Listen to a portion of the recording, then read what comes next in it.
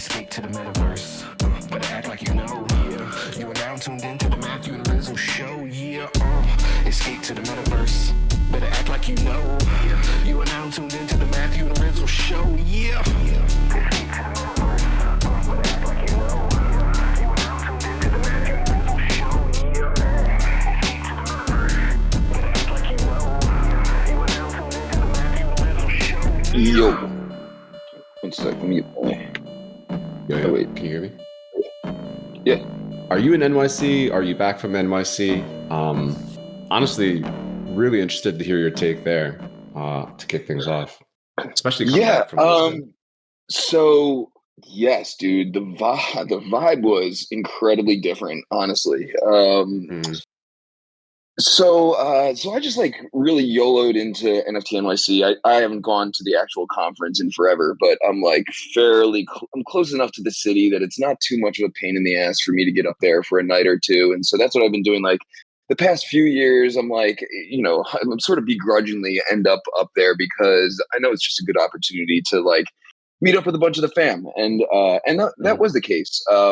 And so I saw honestly like dude, it's really it felt like Lisbon was like the precursor to NFT NYC in the sense of only the diehards are showing up, but Lisbon, like the family vibe was better because there was just so much like cult of crypto art shit going on the whole time that it sort of felt like a rallying point like within the conference that everyone sort of felt supported and was there to like support each other. Like, I didn't even have anything directly involved with their shit, but like they're all fam and we've known them forever and vice versa and everything. And so that kind of vibe was good, man. This felt like NFT NYC. Well, I mean, I wasn't even there. The conference is going on now. I like ducked out before the conference even happened. I came up the night before. I went to a small Decentraland dinner with Dana, who was just on the whip last week. We got to talking after the whip, and she's like, "Oh, you're gonna come up to NFT NYC?" And I was like, "I don't know." And then I hit up Brookhawk, I hit up Brinkman. I was like, "Yo, what's going on?" And then I got in touch with Show, and Show was like, "Yeah, I'll hang out." And I was like, "All right, fuck, man." Like now I'm like, I got 24 hours. As long as you got that crew, you're good. As long as you got that crew. Right. I'm like, what am I doing at home, right? So I'm just gonna be on the computer, like just sort of looking at what they're doing anyway. So I'm like, all right, I'm gonna get up there for a night, and it was great, dude. I mean, we've known Show since like we were all like anons like way back in the day and everything, and so and Show doesn't come out too much to these things, so to get an opportunity to like spend some time with him was awesome. He also came along to the DCL dinner, and dude, Dana's just like so fun to hang out with from DCL, and so we had a good time, man. Make was there from he was on the whip like several weeks ago, and that was fun, man. And then we headed over to the Open Sea thing, ran into like Brinkman and Brookhawk and Brookhawk's wife Lisa, who's like so fun. And a bunch of the crew. Oh, fucking Coldy, man. I haven't seen Coldy in a while, and we were like, reminiscing about the heyday, man, is what it felt like. It felt like it was a small clique of diehards who were standing there reminiscing about the heyday when Cody's karaoke was just on fucking fire, and we came up to NFT NYC, and you just knew like you were gonna run into unlimited amounts of people that you've known in some capacity, worked with in some, and it was really like quite the spectacle for a couple of years there. And Lisbon sort of had like a little, and it did and does have some of that essence going on or whatever, but man, it really felt like dude, it felt I'm like we're at Open Seas like thing, right? It's like Open Seas, like they got ping pong tables out and like logoed ping pong balls, and there's like free drinks and everything, and I'm like, dude, is this what it's come to? Is this like our version of like Open Seas airdrop? Like they're just stringing us along for years and throwing us free drinks and taking pictures of us for their promo shit at these things. And I'm like, what? This is dumb, dude. And I'm like thinking of some of the artists and creators that we consider to be the most successful and have some of the some of the most respectable people in what has become an industry, man. The crypto art scene and the creator scene and everything. And it pains me to see fuckers just on the grind, man. And I'm like, if the best of the best that we've got are just on this fucking circuit, just grinding it out and grinding and grinding and grinding, and no shade, man. Like some people, that's their jam, and and that's like a different beast for me. It's not my jam, and I'm like, it's tough to see the community whittled down to diehards, and those diehards just fucking grinding, man. And I'm like, in some ways it's discouraging to see. In other ways, I'm like, it does sort of feel like what you and Johan were talking about last week, and I think Brinkman had mentioned it too. That it does sort of feel like we're at bottom here with the crypto art, with the NFT scene, and you look around the room, and the Yeah, people who are left. what were some of the actual what were some of the actual conversations you had like with Brinkman and Cody, like the artist's perspective too? Curious to hear like how they're feeling with things. That's a good question, man. By the time I got to the open sea thing with Colby and Brinkman, the night was like 7 hours deep, and we had just gotten to the part where we were just fucking goofing around and having a good time and everything. And so there was like some pulse check and everything, but I feel like, and I don't want to I don't want to put words in their mouth, man, but I do feel like the sentiment is similar in the sense that, like, I don't know, man. It really feels like it's come down to us, man. Like it's on the original community who like got this thing off the ground to figure out the path forward. Because when you look around the room, man, it's the same people who are left that were the same people who started this shit, several years ago. Plus a bunch of the add-ons who are here to like, sell their thing and grab the free drinks and that kind of shit. But like, the people like moving the needle forward, man, are few and far between, man. Dude, I like, it was really good to catch up with Coley, man. We were, again, reminiscing about the karaoke, and like, we need to Mhm. bring this shit back, man. And dude, I feel like the other common sentiment is that there's a very large like cultural void right now, which is I think the through line of the karaoke conversation that I was having with Coldy, and it was just like, dude, that the importance of that is really, and events like that, man, and the cyber brokers event from last year came up, that Mhm. was like really dope, and it was it was like everyone just agreed that that was like the gathering point for the community. And though there used to just be a ton of them. There used to be so many gathering points for like the original community, that the original Mhm. community got like so fragmented and all over the place. And now it's like, dude, you almost have to like search them out or find them, or just slide into people's DMs and find out which dive bar people are ending up to in order to catch up with the people that you really want to meet up, the people that I want to meet up with, man, the builders and the creators from like Mhm. back in the day. And I think I feel like everyone's got PTSD. Everyone's been burned.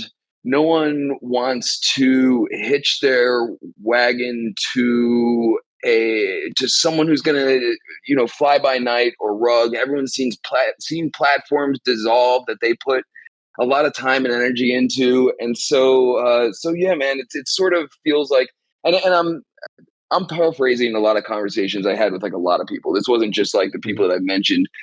Shout out Madam Selke. She was like out in the mix, and hung out with her for the first time in Lisbon, actually. And she's good people's too, man. And I just feel like in some ways it's great to have a situation where, like, I'm glad I went there, man. I'm like, dude, I needed to talk to these people, and I need to like sometimes just be around the people who have been through the same shit that I have and we have, man. It does feel like a large dysfunctional family at this point, man. We've seen shit's going down, man. People have like lost family and family members, and it's been like a whole Mhm. fucking thing over the last like several years that we've all like sort of been through together, the ups and downs in the markets and everything. And you had, I think it was you who sort of like categorized Lisbon as like group therapy or something like that. But I'm like, dude, our community, man, has really been raked over the coals this past hype cycle specifically, man. Like no one has been able to like really, and I'm generalizing, but like the ETH community, which is largely what we're attached to, has just been fucked, dude. No one can really get momentum going. The Mhm. stagnation of the price has led to a lot of people just either giving up and going in different directions, and it's and the people who were here from the beginning were here because they were fascinated by the tech and were interested in what we could build. And it's tough to see it whittled down to that's the only reason you're here at this point. But on the flip side, it's like, all right, now you know who the squad is, right? Like we're all for the most part putting in sweat equity in the hopes of moving this market forward and continuing to innovate and get some momentum back and everything. And so it's good, man. You need to connect with the people who also believe in this shit, because working from behind the computer by yourself most of the time, you get a sense of where people are at, but being able to connect with them in real life and being like, all right, I'm not crazy. I'm not alone by myself out here. Other people are in it for the long haul. And you need a little bit of a confidence boost every now and again, and this was good for that, man. It's nice to talk to the diehards. Yeah. Um, again, the therapy vibe is strong. I think people coming together. I think for like even if Lisbon was just a couple weeks ago, right? Going into the summer, which like summer scaries in crypto is real, especially if like main income source is crypto, right?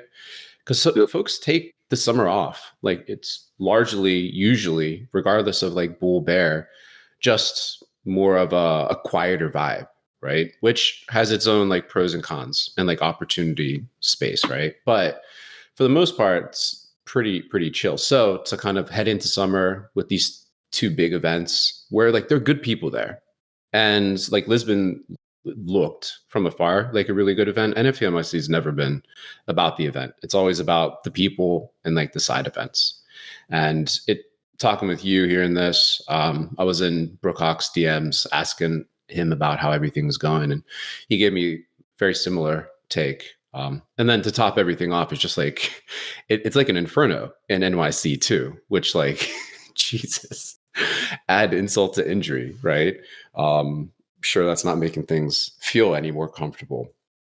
But what you're No. describing too is like the conversations. That's what I miss, right? And that's what I take and have held with me since the first NFT NYC that we went to with the whole crew, right?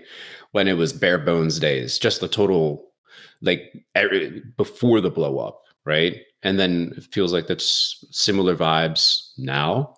Certain platforms or projects have gotten like big, and that comes with its own vibe change, and that's an interesting thing. But man, you said it last week, I think, or the last episode we recorded. Like this shit's for us. Like if not, but us. Like who we can't depend on anyone else to change vibes, to build anything Right. better, right?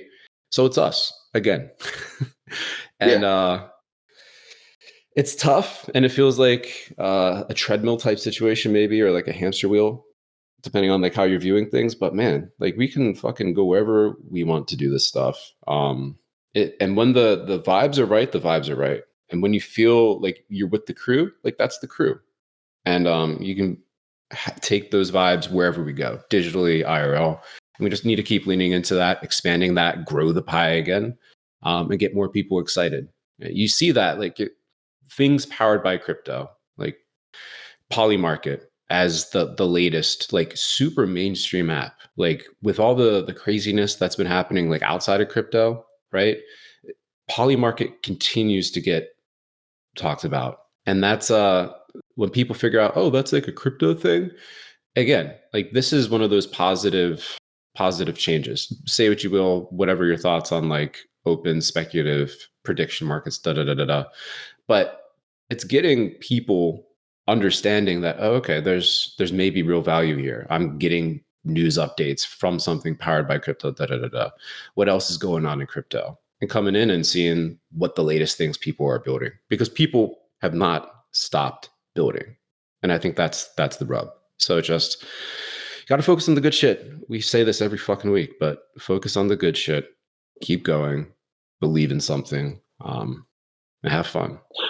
No, It absolutely, sounded man. like you had fun too, despite everything, right? Oh, I did, dude. I always have a great time with these things, and Yeah. it's so fucking great to hang out with Show, man. Like, these things, now feel like family reunions when I go to them, regardless of the quality of the event, or if I even go to the event or whatever.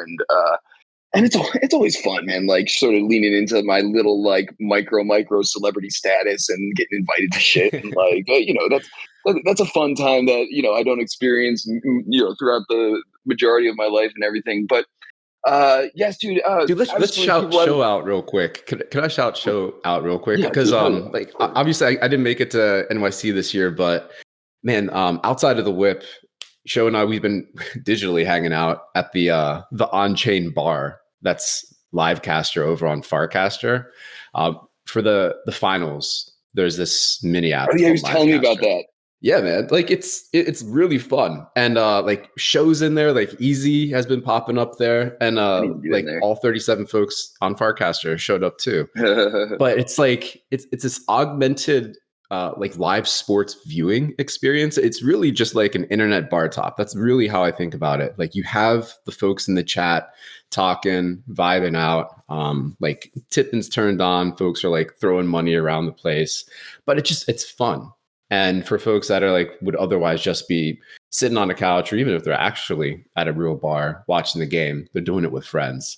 And Show was there. He had a big position open on Bracky, which is like sports betting bookie agent over on Farcaster. And he had for multiple games, he had his money on Game 7 OKC. And Sunday was Game 7. We're in there, and then we're heading towards the victory, and it's just like, yo, Show, man, congrats, da-da-da-da. Just like virtual fist bump. But he was like talking good shit, cracking crazy jokes across all the games, and it's so cool hanging out with him. Yeah. But yeah, wasn't the real thing in NYC, but it got damn close to it. So I just want to show out for that. Dude, this is the through line that I keep coming back to, right? I'm like thinking about really the last like couple of years, and I'm like of my what we've been doing out here, the market, when I go to these conferences, like what the best thing is about them for me, both like personally and work wise and everything, and like the through line keeps coming back to shit like this, man. And it's like at the end of the day, like why did I go to Lisbon for as long as I did? It's because I wanted to hang out with the people there. It wasn't because of the conference. Like and shout out to John Carp, because the conference, as far as conference goes, it's like top tier. Conferences just like really aren't my thing at this point, but like shit. He does a great job, Yep. and there's experiential things there that like aren't just speaking things, and so there's a lot going on that you want to be there for, but you want to be there. I want to be there because it attracts the crowd that I want to hang out with, right? And then I'm like, why did I go to NFT NYC for like 18 hours? Because I didn't feel like tracking down the crowd that I want to hang out with. I knew I could find them and get it out of my system like all in one night, and otherwise it was going to be like a pain in the ass. And I'm, again, man, thinking of all these things, and I'm like, the through line here, like the conference shit is the add-on, right? And I'm like really like paying attention. And in the meantime, man, people keep asking me, they're like, when's the next Rizzle Fest? When's the next Rizzle Fest? Like all this shit. And I'm like, and it hasn't been it's been on the back burner for like multiple reasons, and not because it's not going to happen, actually, dude. I actually had just had a great conversation with Kane Mayfield before I came up to NFT NYC, talking about all this shit too and everything, and people keep asking me about it, and I'm like, I feel like I can't be the only, I might be an outlier to some extent, but I can't be the only one who's literally just going to these things to connect with people. You can call it group therapy or like whatever, Mhm. but like that was one of the great things about Rizzle Fest that people kept telling me, or for the past two of them, that it's just like, creating an environment for shit like that is priceless. And now more than ever, I feel like that the community who like actually travels to these things has like really been whittled down. It seems like the only motherfuckers who are showing up to these things are just showing up to hang out. They're if they're going to the conference, they're going in Lisbon so they can find everybody else because that's where everyone goes. If they're going to NYC, they're not going to the conference and they're just chilling at the side things and the free shit and like it's and in reality, if you've been in this space for 5+ years, like you really don't need any of the conference shit. Mhm. And again, circling back to like what John Karp does really well, like I feel like he is someone who has been in the space for that long and does a pretty good job of appealing to a variety of audiences and everything and giving you a reason, even if you've been here for a long time, to come check out what's going on and everything. But I'm like, the through line at this point for me, like, it sounds trivial, man, but it really does feel like it's community. And going back to what you're saying, it's like, dude, this is the community that like got this shit off the ground from jump. And now really feels like circling the wagons time. And we've talked about that before too. You're seeing people starting to squat up a little bit, but I'm like, Mhm. the knowledge gap between the people who have been in here for several years now and the people who are entering the space seems more significant than ever.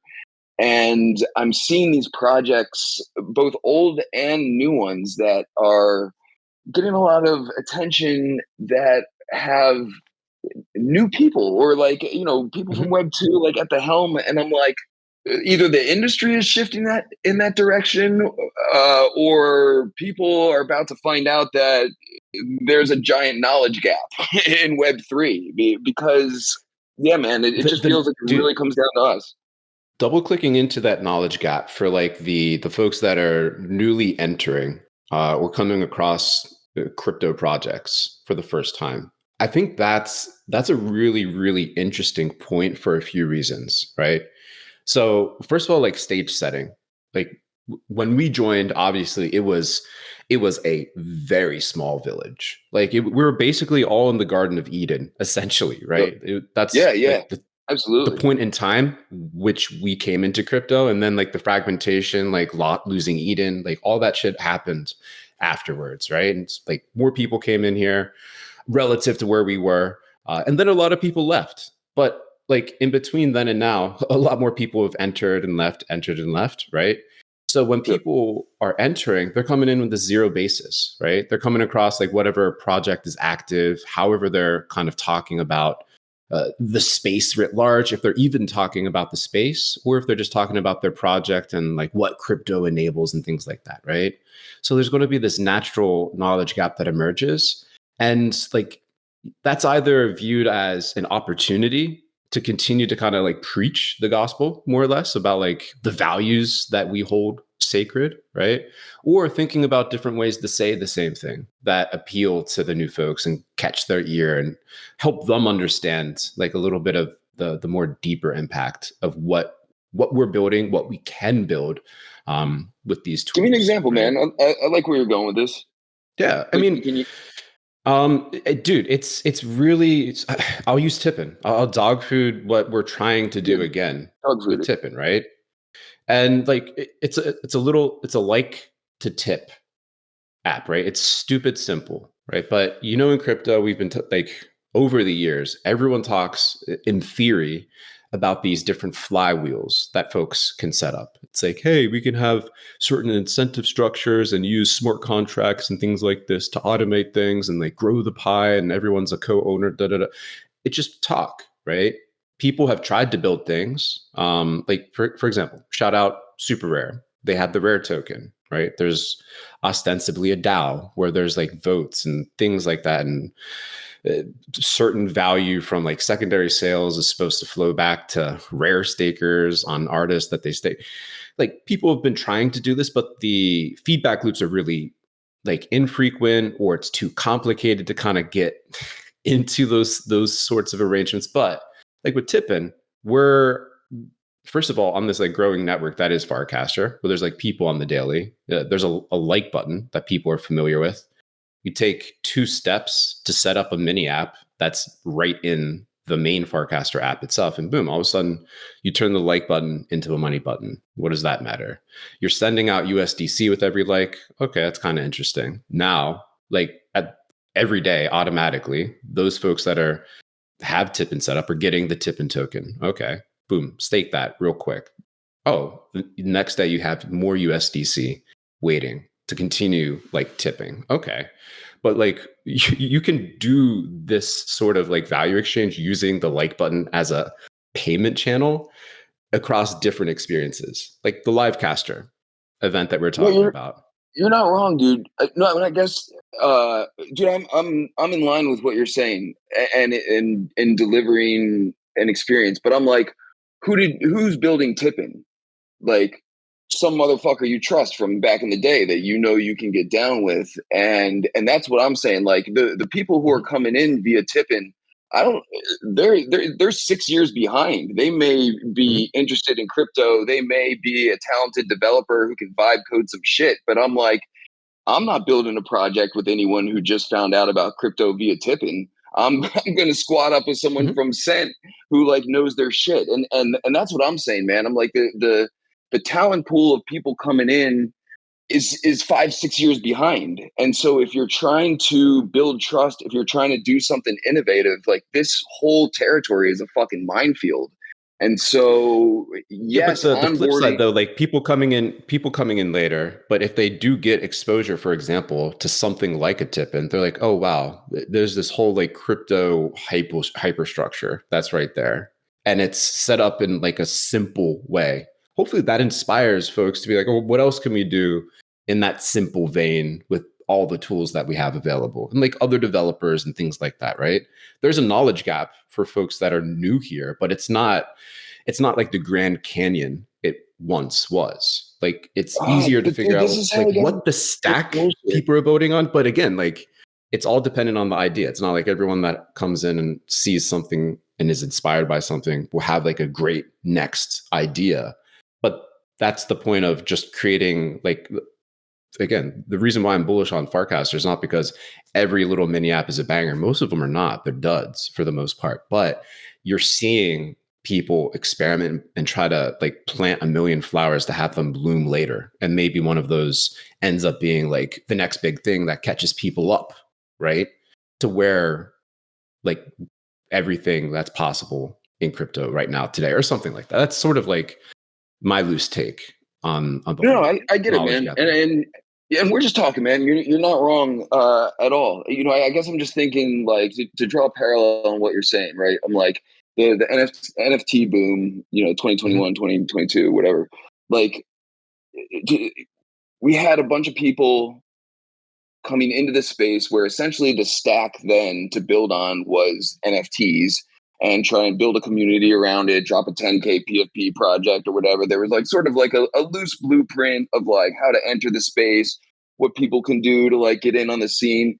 And the inherent problem with all of it was you had new people building watered down things for a new audience that only was being exposed to watered down things, and that just sort of extended the knowledge gap between people who are actually trying to like really do innovative shit and build on top of like the existing technology, and you and Cameron are absolutely doing that, and there's absolutely people out there doing that, but I guess where I'm trying to get at is that like I feel like we're seeing the same type of thing where we've got an influx of new-ish people who they're just behind with crypto Mhm. knowledge, who are getting watered down things pushed to them as if we've never seen this before. It's like a brand new thing, and sort of like all the all the people who are actually like really trying to build innovative shit on top of the tech to like move the entire space forward is just sort of again, man, like I in the bear markets, you know, that doesn't get lost in the shuffle because, you know, a lot of times we're the only ones left. And this is a fucking weird market because there's momentum in like different pockets and directions and everything. But I'm just like, you know, you look around the room and again, man, you're right. It's like, you know, Tipn's bringing in a lot of people. Farcaster's bringing in a lot of people. Polymarket's bringing in a lot of people. Attention is always like inherently good, but like in terms of like the retention of who we're squatting up with and who is capable of like actually moving the space forward, it just feels like you look around the room, man, and you can count them on like your two hands at this point. Yeah, and it's a totally different thing, but it reminds me of like 2019, like the end of it, Yeah. right? Where you're looking around at like in the context of digital art then or crypto art then, like people were spending $1,000 or less, like all-time high sales prices. It didn't look like there's really anyone around that was going to spend anything more. But it was like in that moment, it's like, all right, well, I'm going to spend a little bit more than everyone else, scoop in like in a lot of money piece. And then after that, there's just like an explosion, right? Then, oh, actually, more people than I thought were here are here, right? Jumping up and kind of following suit. And I believe that is a very similar situation with where we are right now, right? I think so too. Obviously, even better because there are huge projects out there. They're huge projects, right? That have scale, either historical value or like present day, just mega usage, right? And like media notoriety, da da da da. But it just takes one other group or project or whatever to do that same sort of thing, stick their neck out there. Maybe they'll fail. Most probably will. But if one actually like has a moment, maybe that inspires like a whole fucking deluge to follow. Again, TBD, who knows? It could be a long summer of nothing. But like for folks that are still here, like that's the opportunity. Like if no one else is around, stick your neck out there. You don't have to do as much as normal, but like you have something good cooking, put it out for folks to see. Maybe they'll like it. And then it'll fucking set off a chain of events that you could only freaking imagine in your wildest dreams. Shit like that. Yeah. No, that's the hope, man. Leandro dropped a great term on me that I hadn't heard before. Innovation stagnation.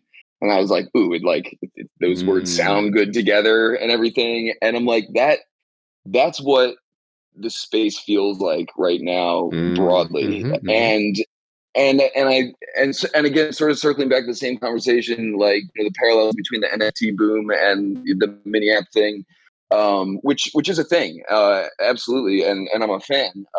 But then, you know, I feel like we've been through this cycle a bunch of times, even like pre NFTs, where, you know, you hit a critical mass of like people coming in, and then innovation sort of stops and goes like sideways. It's like the money grab part of the cycle where everyone's like, we're not going to build anything new. We're just going to capitalize on the whatever's coming in right now, and that's not exactly what's happening now. But we've been through that a few times, and it would just be really nice to get like.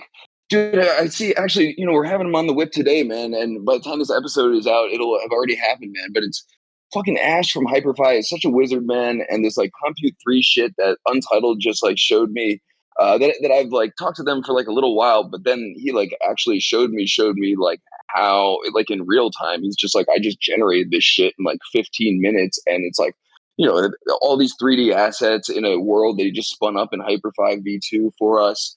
And I'm like, dude, like it's such a breath of fresh air when you see some shit that you haven't seen before. And I'm like, for a long time, it just felt like going way back in the day, man, is that, you know, we're like the grandfathers of the space. So let me relive the glory days, you know, each episode if I need to. But it was so great, like opening up Scent, like, you know, a few times a week and seeing some shit that you would have never even thought of before. Like the speed of innovation that was happening back then. was just so exciting to be around. And now I just feel like every time someone like really something comes across my table or whatever that I hadn't seen before or didn't think was possible, I'm like, thank fucking God, man, someone's out here doing some dope shit. Dude, I can't wait for the whip today. And we got Jean as well coming through, talking about what they've been up to. It's going to be a good whip. Shout out, Heading John. into 4th of July is coming up, like July vacation, all that good stuff is coming. This is it feels like a good whip at a good time to wrap things up for the month of June, off the heels of NFT NYC. Well, it's live technically, but like you're back, so it's over in my eyes. That's how I'm looking. Yeah, it is. It's over. It's stick a fork in it, man. Shout out John, man. I this is the second time I'd run into him out in Lisbon, and he's he's a great dude, obviously, but he was singing the Babachi song with me, and I like run into him for like 10 seconds, and it was in like the Cult of Crypto Art immersive experience thing that Metageist had set up, and he was like, and I gave him a Babachi sticker, and he's like, dude, don't wander around the room with those. Stick one in every single Cult Crypto Art gift bag that's on the table there. And so I was like, dude, fucking brilliant move. It's just loading up the gift bags, guerrilla marketing style with Babachi stickers. Shout out John for that one. No, man, it's great to run into him. Great to have him on the whip, man. This is what it's all about. Hell yeah, man. Boom. Well, good place to wrap it up, I think. Dude, covered a lot of deep shit. Yeah, dude. That was great. It was fun. Yeah. Cool. Well, we'll get this out. We got Drago back in the box. Shout out Drago. Hell yeah. Thank God. Hanging out with us. Yeah, we got Drago. That's all we need.